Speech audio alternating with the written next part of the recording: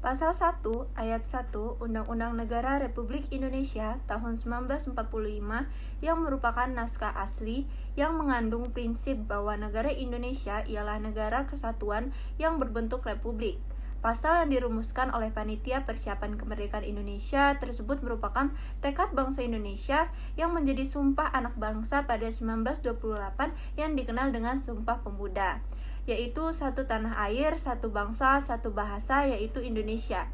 Wujud negara kesatuan Republik Indonesia semakin kukuh setelah dilakukan perubahan Undang-Undang Negara Republik Indonesia tahun 1945. Perubahan tersebut dimulai dengan adanya ketetapan Majelis Permusyawaratan Rakyat yang salah satunya adalah tidak mengubah pembukaan Undang-Undang Negara Republik Indonesia tahun 1945 dan tetap mempertahankan Negara Kesatuan Republik Indonesia sebagai bentuk final negara bagi bangsa Indonesia. Kesepakatan untuk tetap mempertahankan bentuk negara kesatuan didasari pertimbangan bahwa negara kesatuan adalah bentuk yang ditetapkan sejak awal berdirinya negara Indonesia.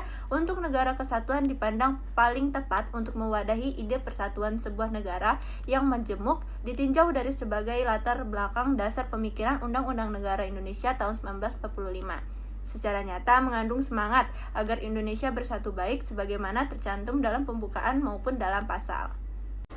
Prinsip kesatuan dalam Negara Kesatuan Republik Indonesia dipertegas dalam alinea keempat pembukaan Undang-Undang Dasar Negara Republik Indonesia tahun 1945, yaitu dalam upaya membentuk suatu pemerintahan negara Indonesia yang melindungi segenap bangsa Indonesia dan seluruh tumpah darah. Alinea ini bertujuan untuk memajukan kesejahteraan umum, mencerdaskan kehidupan bangsa, dan ikut melaksanakan ketertiban dunia yang berdasarkan kemerdekaan, perdamaian abadi, dan keadilan sosial. Tujuan tersebut dapat dicapai hanya dengan adanya kemerdekaan bagi bangsa Indonesia. Makna negara Indonesia juga dapat dipandang dari segi kewilayahan pasal 25A Undang-Undang Dasar Negara Republik Indonesia tahun 1945, menentukan bahwa Negara Kesatuan Republik Indonesia adalah sebuah negara kepulauan yang berinci Nusantara dengan wilayah yang batas-batas dan hak-haknya ditetapkan dengan undang-undang.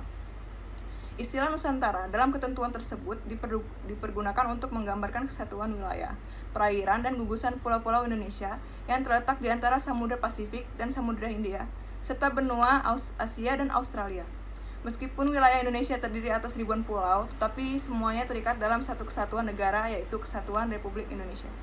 Dengan demikian, dari uraian di atas dapat disimpulkan bahwa negara Indonesia adalah negara kesatuan berbentuk republik, yang wilayahnya merupakan kesatuan dari ribuan pulau yang terletak di antara Samudra Pasifik dan Samudra Hindia, serta di antara benua Asia dan Australia.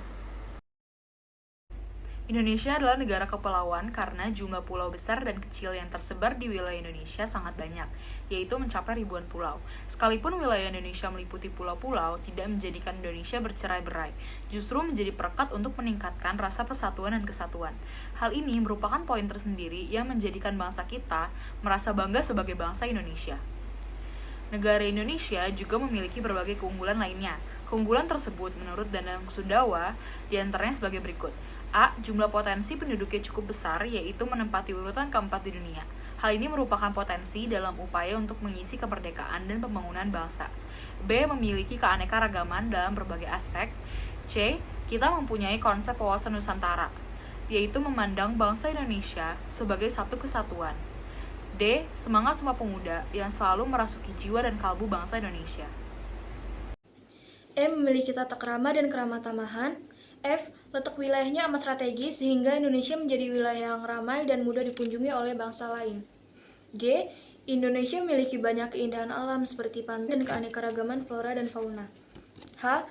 Indonesia memiliki keajaiban dunia seperti Candi Borobudur dan Pulau Komodo yang menarik wisatawan asing.